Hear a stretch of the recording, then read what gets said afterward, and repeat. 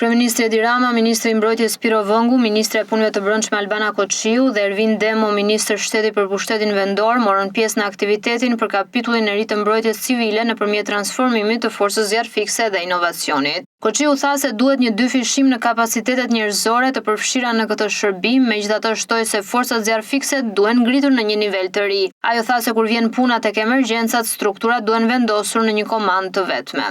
Është fakt që shërbimi ynë zjarrfikës, sidomos sa i përket përballimit të emergjencave në nivel kombëtar apo të zjarreve në nivel masiv, do duhet të ngrihet në një nivel të ri.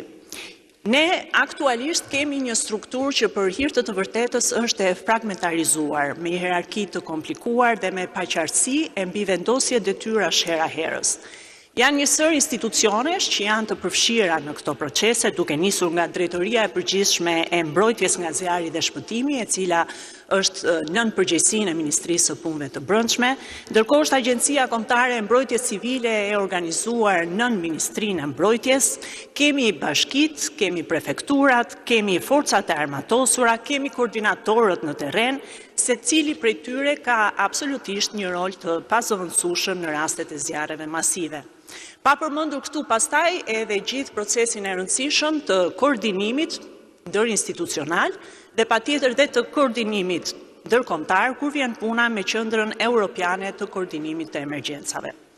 Kështu që për gjithë këtë është e nevojshme dhe është e domosdoshme që të gjithë këto struktura të vendosen në një komandë të vetme kur vjen puna tek emergjencat edhe tek zjarret masive, siç kjo verë që kaluan tregoi. Tu siç rastin e dispečerit në Policinë e Shtetit apo në shembullin e urgjencës mjekësore, kjo komandë e vetme të jetë në gjendje që së pari të koordinojë si një trup i vetëm të gjithë aksionet dhe të perfeksionojë bashkëpunimin ndërinstitucional apo dhe atë ndërkombëtar.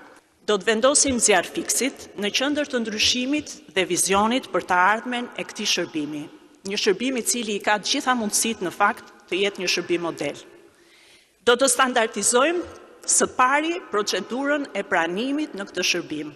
Duke nisur me procedurat e rekrutimit, do të replikojmë modelet e suksesshme të platformave mësues për Shqipërinë apo mjek dhe infermier për Shqipërinë, duke vendosur edhe punojësit që punojnë në këtë shërbim në një sit apo një selektim. Ministri i Shtetit për Pushtetin Vendor Ervin Demo u shpreh se fokusi do të jetë rritja e kapaciteteve në bashkitë e vendit. Ai tha se bashkitë do të kenë edhe mbështetje financiare që do të jepen duke u bazuar në performancën e tyre. Është nevoja për rritjen e kapaciteteve dhe një ngritje dhe bashkëpunim edhe më i fortë nëpërmjet të gjitha niveleve që përgjigjen për emergjencat civile. Kuptohet që nëse i referohemi bashkive, është krejt normale që modernizimi dhe profesionalizimi i administratës vendore tashmë është jetik për të garantuar një siguri publike më të gjerë për qytetarët në territor. Dhe pikërisht për këtë, ne kemi disa nisma të cilët janë shumë të rëndësishme dhe zjarrfikset janë një ndër to.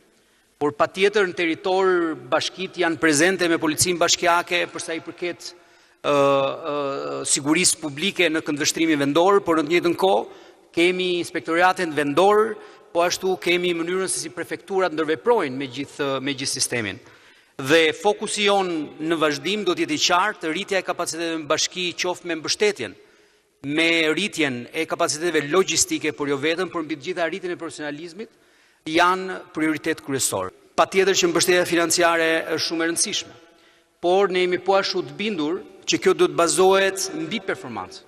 Dhe granti performancës fakt është pikërisht i bazuar në tregues qartë për sa i përket rritjes dhe përmirësimit kapaciteteve dhe rolit që ato do të kenë në territor. Ministri i Mbrojtjes Piro Vëngu tha se strategjia e re e mbrojtjes civile do të fokusohet te kapitali njerëzor, si dhe përfshirja e teknologjisë në shërbime.